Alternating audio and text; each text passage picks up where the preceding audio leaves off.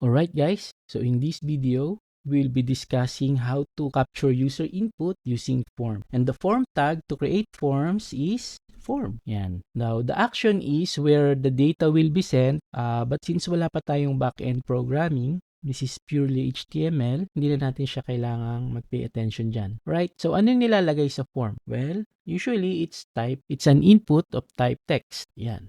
Kita natin, meron siyang type. Ngayon, para malaman natin kung para saan tong input na to, usually, we have a label. Okay? So, lalagay ko halimbawa is name or username. And para malaman nung browser that this input and this label goes together, dapat yung ID nung ating input is the same as the text na nakalagay sa for, right? So, ano lalagay natin sa label na to? Username. Okay. Now, very common din na magkaroon ng placeholder ang input. So, for example, please enter your username. Makikita natin, magkakaroon ng gray doon. And then, if we add some text here, mawawala yung placeholder. Now, since these two are together, I will group them together with a div. Yan. Alright? So, ano-ano pa yung mga input na pwede sa form? So, age. I-clickan ko yung placeholder sa age. I-clickan ko to para makita.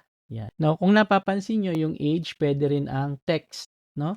Kasi text yung nilagay ko. Pero if I change this to number and focus, makikita natin na nagkakaroon ng up and down arrow, and if I click, magiging numbers, no?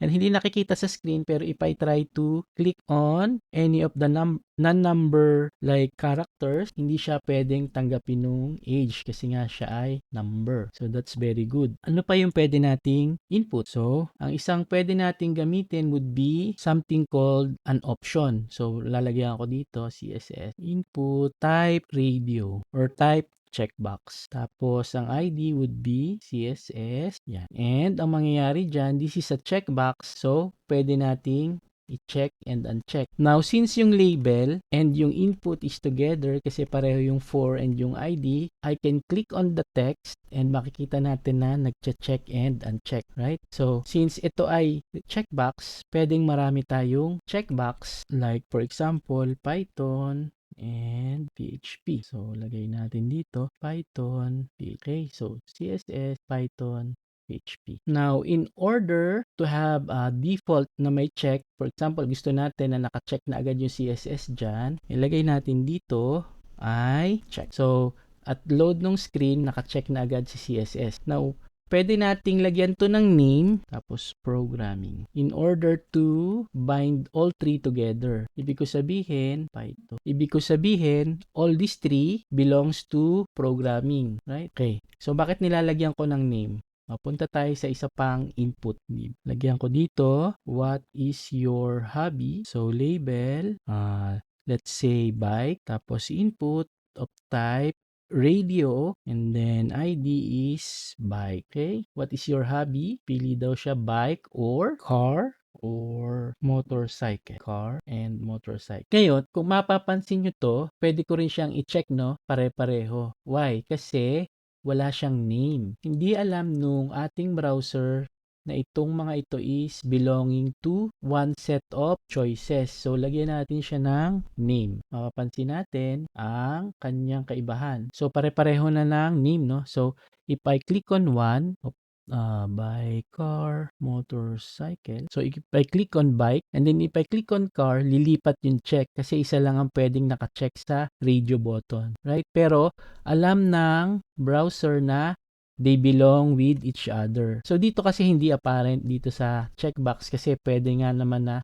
multiple selections and checkbox. So, nagiging apparent yung importance ng name na to sa radio button. Okay? The next type that I will be discussing would be the select statement. So, for example, language, select, right? So, name would be the language. So, lagyan ko na lang pala ng label for language, and then language, right? So, walang laman yung ating select kasi kailangan lagyan natin siya ng option. So for example, value would be English 1, Filipino, and others. And then siguro pwede nating lagyan din ng empty, right? So tingnan natin, if I click on the select, makita natin na magkakaroon ng drop down, right? So since may label siya, if I click on the label, makita natin na magpo-focus dun sa select. Then pwede na natin mapili ang ating gusto. Ngayon, if we choose English and then submit this, ang babalik sa server is yung laman ng value. Okay? Hindi yung word na English. Now, I mentioned submit. How do we submit this nga pala? Well, we also need to use an input and the type would be submit, right? And then yung ating value would contain yung word nung pag walang value, submit siya. Pero halimbawa, save, paltan ko yung laman ng value,